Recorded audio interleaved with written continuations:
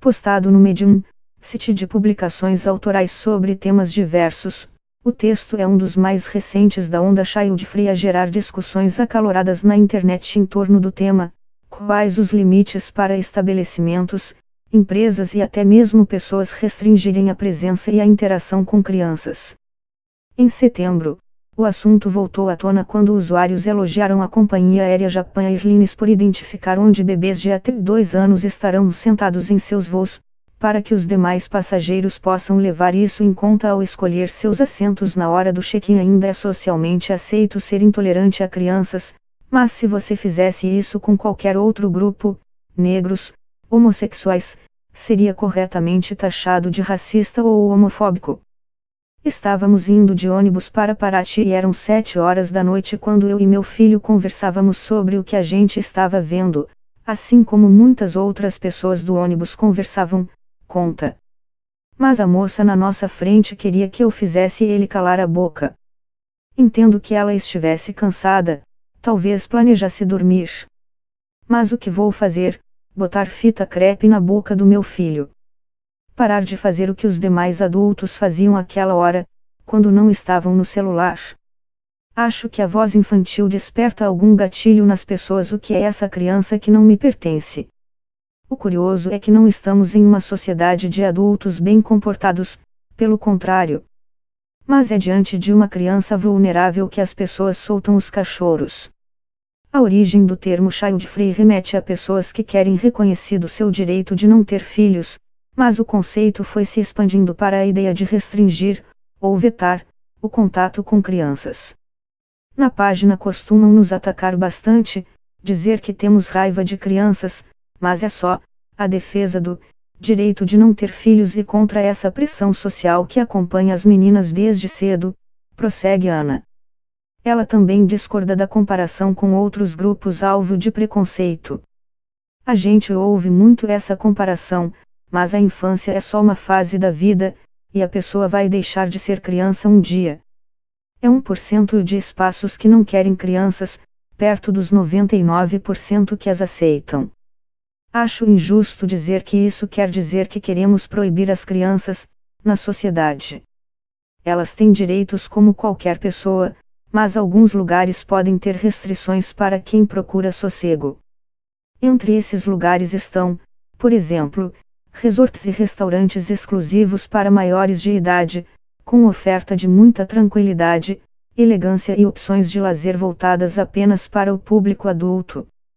Há ocorrências semelhantes em diferentes países do mundo. Veto a crianças em estabelecimentos já motivaram reportagens de jornal e comentários acalorados de defesa e crítica em lugares como EUA, Itália, Alemanha e Reino Unido.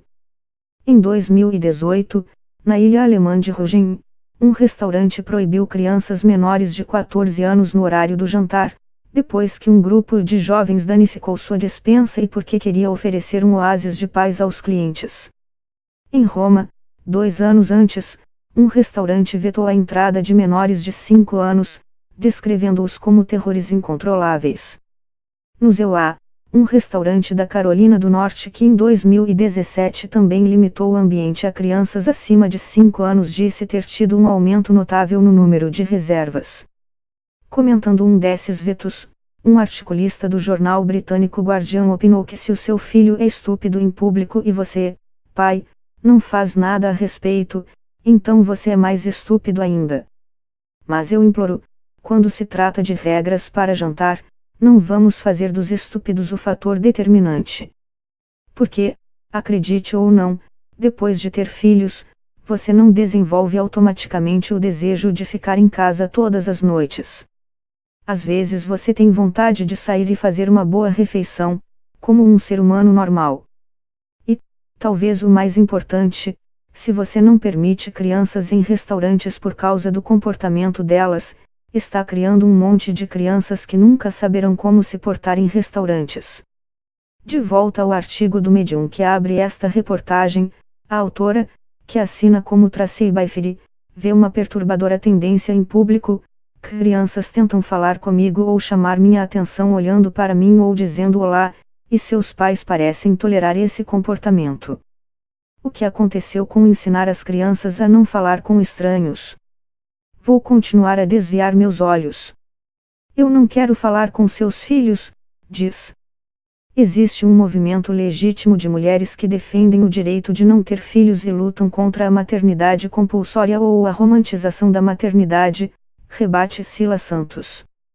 Mas é uma coisa ótima e uma onda péssima, de criticar crianças ou de não ter que lidar com crianças. Isso se chama conviver em sociedade.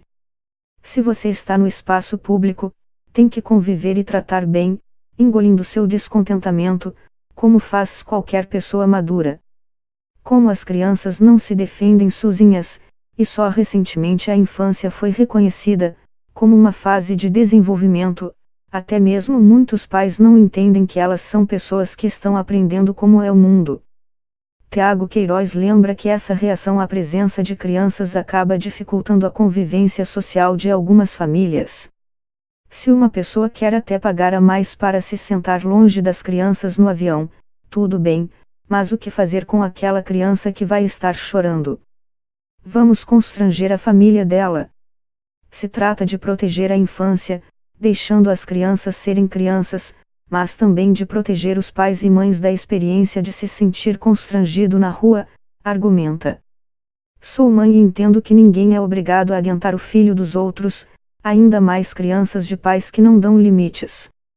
O respeito também tem que partir de mim, mãe, em entender que nem todos os lugares vão receber crianças e tudo bem também, argumentou uma leitora. Não entendo por que querer levar sua criança num espaço onde ela não é bem-vinda.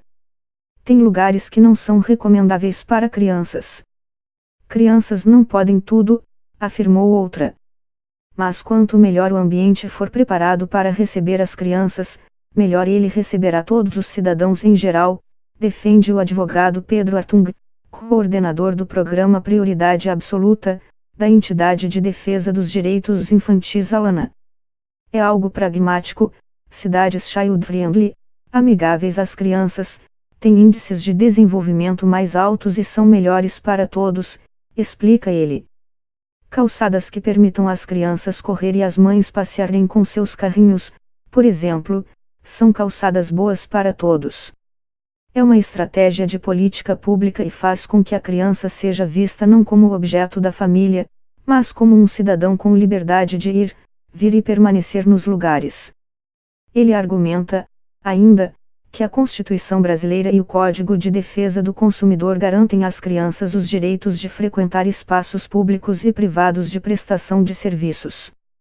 A criança só aprende vivendo em sociedade, então precisamos encontrar formas de socialização mesmo que seja pela solidariedade e pela paciência com as famílias, porque pais também precisam ser parados, argumenta. Precisamos achar formas de conviver, independentemente de nossas diferenças.